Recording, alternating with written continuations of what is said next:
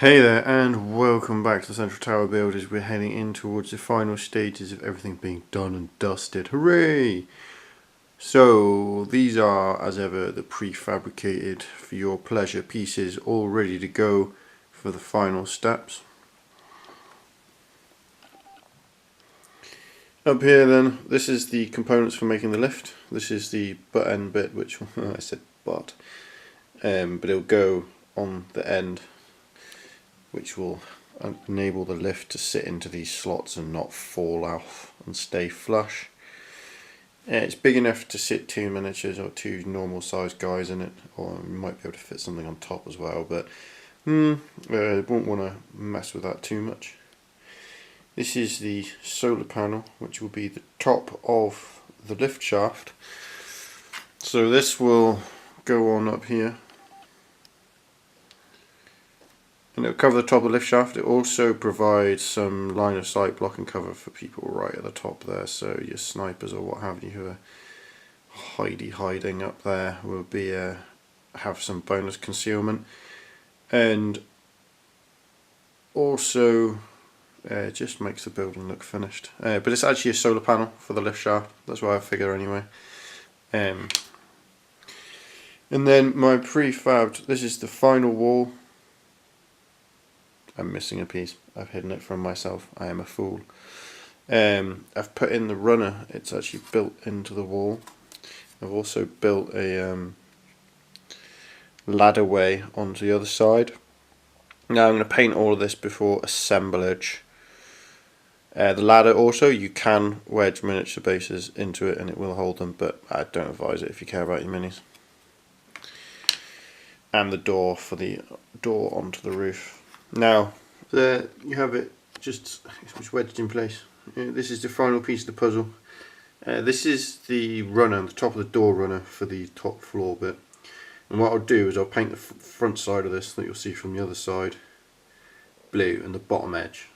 Then I'll wedge it into place where I want it like this, and I'll actually glue it from the back here just to fix it in place. And then that actually runs up to the ceiling, because I noticed a couple of things which, well, I will create some kind of way of dealing with at some point in the basement. Which is these here, where there are runners and you can see the top edges of the doors, and that started to bug me a bit because I've been looking at them. It's perhaps more fool me, but you know, that's how it is.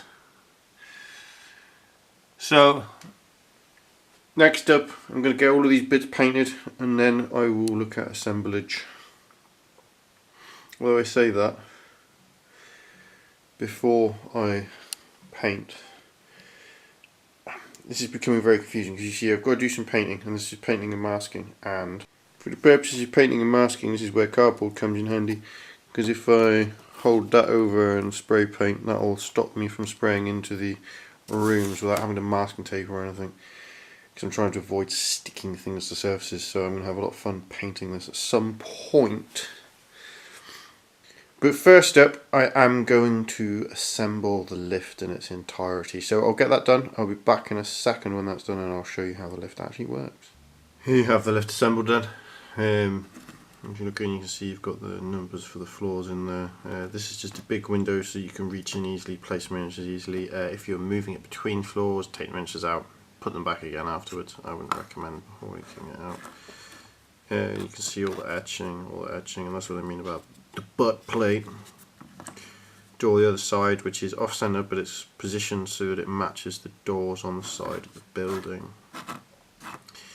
There's a few slots. These two slots are unfortunate things which have to be there, because I discovered that otherwise you can't put it in on the ground floor because the first floor door is too low. Dope, but that's fine.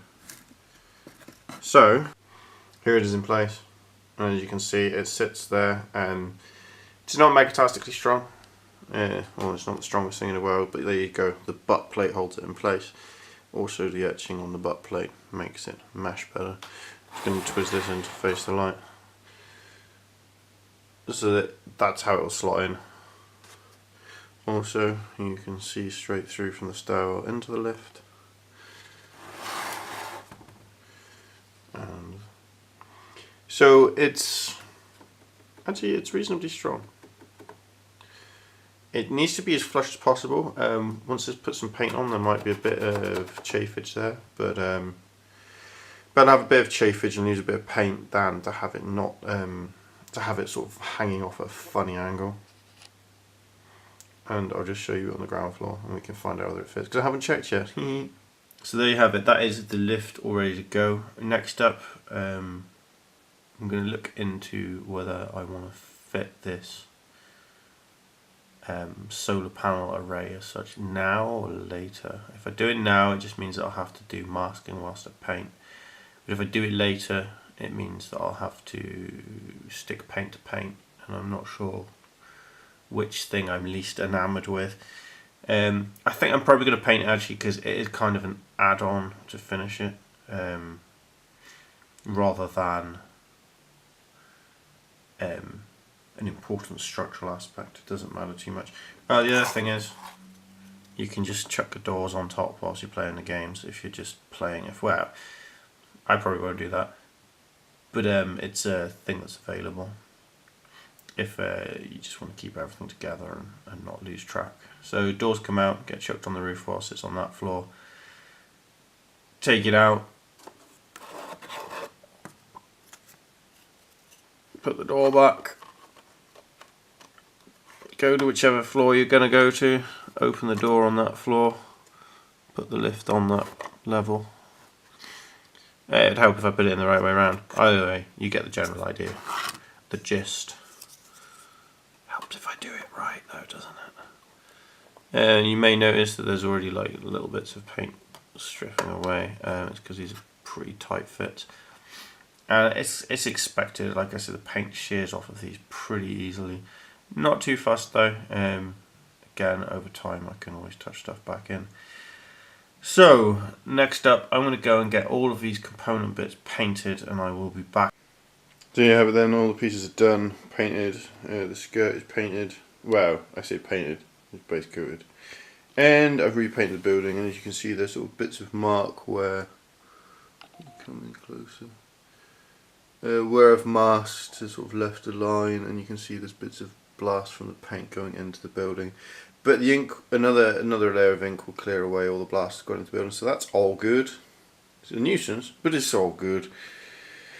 And you can see sort of bits of line where I've masked. I'm not even too fussed about that. I'm just going to get everything done, and then I'll see if I need to blend, and I'll repaint in all the edges where I've sprayed over the top of the light blue, which is the frame for the window.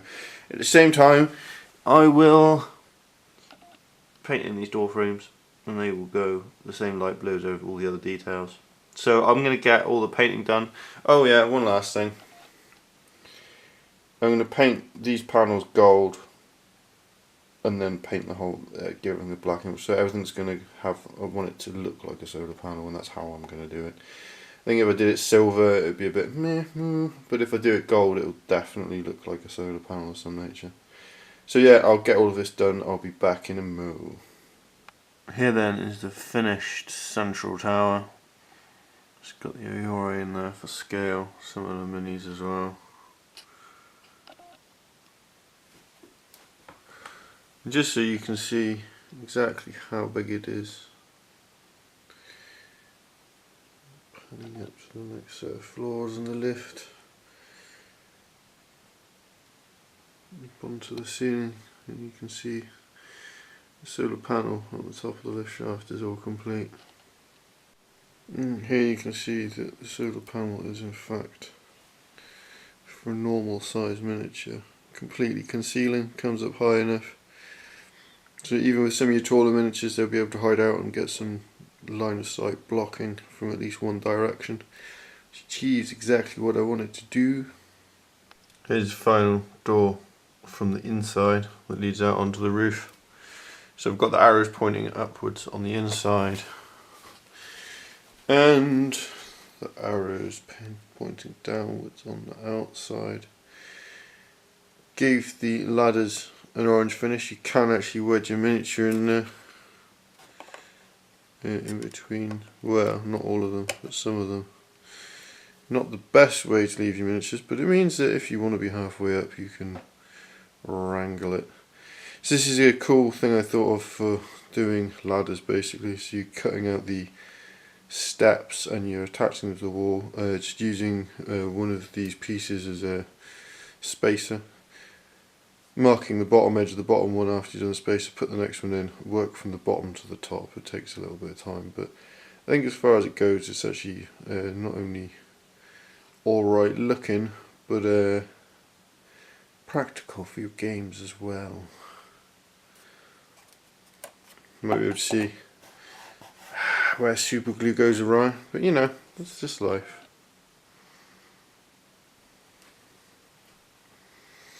So there we have it. Central tower complete. I hope you think this has been a worthwhile mission. It has been a mission. And I hope you think that it's worked out cool. There's looking down from the mezzanine into the below. So yeah. This was probably one of the maybe more frustrating but less time consuming builds I've done so far. It's only taken a few weeks. I think it's only taken about 30 hours odd to build this. And that's including all the etching. If you just boshed it together without any of the etching, I reckon you could do this basic building in about 10-15 hours. Just don't etch anything, just cut all the things out. Although I would also point out that the thing that makes it look good, I mean, you lose the etching and you lose all of this kind of, you lose all of the details on the doors.